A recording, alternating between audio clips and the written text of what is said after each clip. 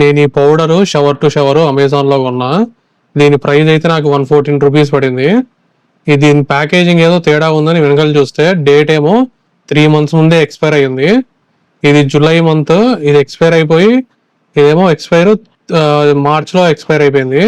నేను దీన్ని complaint raise చేసి వాడికి ఫొటోస్ పెడితే వాడైతే యాక్సెప్ట్ చేసి రిఫండ్ అయితే పంపాడు. కాకపోతే ఇది 114 రూపీస్ పెట్టుకుంటే 109 రూపీస్ పంపాడు. 5 రూపీస్ మార్కెట్ ప్లేస్ ఫీ అంట.